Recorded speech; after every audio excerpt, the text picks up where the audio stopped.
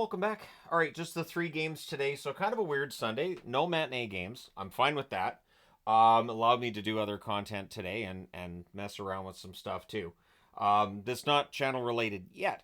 And then today there's just the three games in the evening. So pretty quiet for a Sunday. And interesting results. If your team resides near the bottom of the standings, you probably feel pretty good if they had a game today. I don't know if this is a sign that things are really and truly changing in the NHL's hierarchy of things, but I do think this is encouraging. I did mention the other day that, the predictability, the teams that are always at the bottom, always being at the bottom, it makes it tougher, but maybe that's starting to change. And we start with Minnesota and Chicago. Now, it's Gustafsson versus Mrazek, and Mrazek was fantastic, as was the goaltending for each team that got the win today. Teravainen's denied as the Hawks press. We get a power play for Chicago. That's killed off, but Chicago gets another one right after. That one's killed off too. The Hawks press after it's done. In fact, the shots are 4-1. Chicago 8 minutes in. Not really a surprise. They had two back-to-back power plays. Dickinson to Joey Anderson. There's a near miss there. The Wild draw power play. There's a near miss on Zuccarello to Kaprizov at the net. Eriksson X denied. Puck's cleared out. Power play's killed off. And then at 16:44, Dickinson, unassisted. He buries one from the slot past a screen, and it's 1-0 Chicago. The Hawks press with a minute and a half left. Things are kind of pushy at the horn. Yeah, the home team's up 1-0 after the first. Second period. There's an early press by the Wild. We get a power play for the Minnesota Wild. That's killed off. The Hawks press at 6 minutes. Shots are 3 apiece at 7.5 minutes. The Hawks press at 8.5 minutes. And halfway through the period, 30 minutes into the game, Minnesota only had 9 shots on net. Now, they would wake up in that second half, but it's just noteworthy they only had the 9 shots in the first half of the game. The Wild press with 9 minutes left. The Hawks were doing a pretty good job of keeping him to the outside, but the Wild are building some momentum late in the period. So it stays 1-0 after 2, but you could see Minnesota was getting some chances. Third period, the Hawks, they have a good start. They're up 2-1 in the shots 3.5 minutes in. So that momentum didn't carry over, at least not early. Goudreau has a net drive that saved. The Wild press at 5 minutes. There's a near miss for Hartman. More pressure following that. Rossi's denied on a rebound. And the Wild would draw a power play, as teams very often do when they have that much zone time like that. Spurgeon's denied. Power play's killed off. Mrazek, amazing. He holds after that power play comes to an end. Again, the goaltending was really the story today, and it's about time. The goaltending numbers were too low in the NHL. Goaltenders are too good to stay at an 896 average. I looked today. The goalie's save percentage in the NHL's moved up to 899. After tonight, it's got to be close to 900. I know it's just 3 games, so it's probably not enough to make that difference. So there's more Wild pressure at the half with 8:57 left. The Hawks get a power play. There's a Seth Jones one-timer that goes high. There's a shorthanded rush by Kuznetsov. Power play's killed off. Zuccarello has a one-timer that's held. There's some pushing. Hartman's denied on a 3-on-2 rush. And then at 15:29, Minnesota ties it.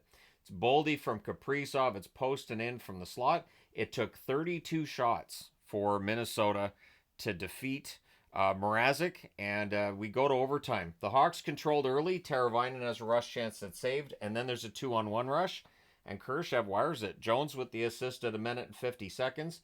Chicago wins this one 2-1 in overtime. They go to 6-9-1 with the win. With the overtime loss, Minnesota 10-2-3 on the season. Shots on net 7-5 Chicago in the first, 9 apiece in the second, 19-4 Minnesota in the third. And Chicago had both the shots in the overtime, including the one that matters. Final shots 33-22 Minnesota. Power plays, both teams 0 for 3. The hits 25-16 Minnesota. Gustafsson saves 20 out of 22. Mrazek saves 32 out of 33 at the other end. Strong game for Mrazek. I can't say enough good things. Which brings me to Blackwood. So this is the revenge game for Mackenzie Blackwood, right? He's up against the team that gave him up. And he played like he was against the team that gave him up. So it's Blackwood versus Allen. There's an early press by the Devils. The shots are 3-1 in favor of the home team, 3 minutes in. Not really a surprise there. Delandria fires one high on a rush. Kovacevic has a wrister that's caught and held. Zetterlund has a rush chance that's saved. We get a power play for the Sharks. That was killed off. 2 shots on net for San Jose there. The Devils rush after they're done with the kill. Zetterlund has a rush chance that's... nope, that I already read. Brad has a wraparound that saved. The Devils press with 8.5 minutes left. At 16:21, Sturm scores. Initially, they gave no assists. It just said own goal. So these assists might get taken off again because it went in off Meyer's skate. You could have argued it was a kick if it wasn't for the fact he put it in his own net. Grunstrom and Thrun with the assists. So again, those assists may come off the board if it's decided, nah, that's an own goal. But it's a tough one, especially when you look at the score. That's tough. The Devils do look to respond, but it's 1-0 San Jose after the first. Second period, there's a crossbar for Toffoli from the slot. There's a power play for the Devils. That's killed off, and it generated very little. And it did not help the momentum of the New Jersey Devils at that point. Shots are 3-1 for the Sharks 5 minutes in. Fans call when the referee does not, and then the Sharks get a power play shortly thereafter, but New Jersey does kill that off. Devils press at 9 minutes. There's a post for Justin Dowling. The Sharks clear. Shots are 8-5 for the Devils with 7.5 minutes left. The Sharks then score, but the referees talked it over, and they agreed that the pad was pushed into the net. So Allen didn't have a chance to save that. That goal does not count. The Sharks did not challenge it. We then get a press by the Sharks with 5.5 minutes left. Hamilton has a one-timer that's held. The Devils press with 2 minutes left. With 1:45 left, there's a Sharks power play. That leads to a shorthanded rush chance by Bratt that's saved, and New Jersey actually had a brief little press there too, but it is still 1-0 San Jose after 2. Third period, Celebrini dazzles another fan base and their announced crew. Celebrini's a special talent out there. Nason with a near miss on a rebound. Palat has a tipped shot that's saved. The shots are 4-2 for New Jersey at 5.5 minutes. Zetterlund has a slot shot that's fired wide. Devils press at 7 minutes. They have all the momentum. They just don't have a goal. You could see that if one went in, we might have been looking at just that dam bursts and maybe you get 2 or 3. It just wasn't meant to be tonight. Celebrini has a slot shot that gets blocked. Bratt has a rebound chance that's saved. The Sharks press with 6 minutes left. With 3:32 left, the Devils get a power play. Jack Hughes is denied. They pull the goaltender to make that power play a 6-on-4 with 2:25 left. To be honest, I'm surprised they didn't pull the goalie as soon as that penalty was called with 3:32 left. The Devils nearly put it in their own empty net, so that would have been an interesting turn of events, but it hits the post and goes wide. The Sharks do kill that off, meaning the power play that made it 6-on-4, and then, 5-on-4, and then they pull the goalie for 6-on-4.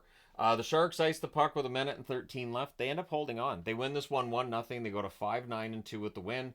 New Jersey, a very disappointing loss, and they're 10-6-2 on the season. Shots on net, 12-10 San Jose in the first, 15-10 New Jersey in the second, 19-5 New Jersey in the third. Final shots are 44-27 for the Devils. Power plays, San Jose 0-3, New Jersey 0-2. The hits 19-18 San Jose. Blackwood 44 saves for the shutout against his former team. Jake Allen 26 saves on 27 shots, and the only one that beat him was off of his own player. So Allen kind of had a perfect game as well, just his own player kicked it into his net. I don't know how you're going to stop that. But at any rate, yeah, let's talk about the last game of the night, which is Columbus and Anaheim. None of these teams are draws. This does nothing to affect playoff positions tonight. Anyways, it's Tarasov versus Gibson. When I was starting tonight too, I was looking at this and I'm like, I don't know if anybody's going to watch this review. I don't know. We'll see. But the Ducks press at 1.5 minutes. The teams exchange turnovers. The lone shots for the Ducks at 3 minutes, and on their second shot, they score. Leeson buries one in close on a net feed. Gauthier and Johnston with the assists at 3 minutes and 13 seconds. So Brett Leeson with a goal on that fourth line. The Ducks look for another. In fact, the shots are 4-0 for Anaheim 5 minutes in. Danforth has a net drive that's blocked. The Ducks press at the half. Werenski to Fantilli. There's a near miss there. We get a power play for Anaheim. There's a shorthanded chance for Sillinger that gets saved. Power play's killed off. And then Columbus gets a turn of their own, and they score on it. It is Chinikov at 16-16 from Werenski and Marchenko. The game is tied at 1. And then the Jackets press for the lead. So after the first, it's a 1-1 draw. Second period, Olivier fires one wide on a rush, and then Lacombe buries a rebound in close to give Anaheim the lead back at 4:22. Gudis and Terry with the assists. The shots are 4-2 for the Ducks, 5.5 minutes in. They get some pressure 6 minutes in. The Ducks played a really good game, and then when they needed, John Gibson was excellent tonight. Columbus presses at the half. Columbus building some momentum. They end up actually drawing a power play. Anaheim does kill that off. Columbus, though, they were up in the shots 12-5 with 4.5 minutes left. They had recorded 10 of the last 11 shots at that point as well, so Gibson's earning his paycheck. The Jackets press with a minute and a half left. The fans call one, the referee does not. It's a 2-1 Anaheim after the second period. Third period, there's an early press by the Ducks. Dumoulin has a point shot that's blocked. And again, the Ducks building some momentum, some confidence tonight, and they needed that. Minchukov has a rush chance that's held. The shots are 6 apiece at 7 minutes. Both teams are blocking shots until at 10 minutes and 20 seconds. Carlson roofs one from the inner slot. Dumoulin and Strome with the assist. So it was kind of a tic-tac-toe play and close. No chance there for Tarasov. Makes it a 2-goal lead for Anaheim. The Ducks press for another, and then Olivier guilty of goalie interference. So that leads to an Anaheim power play. Veterano's denied and close. That power play's killed off. And then at 16:57, Marchenko wires one from the slot to get this game within a goal. So Columbus pulls the goaltender looking for the tie, which leads to Lundestrom hitting the empty net from Veterano and McGinn at 18 minutes and 20 seconds. The Ducks win 4-2. Both teams, Anaheim and Columbus, are 5-7-2 after this game.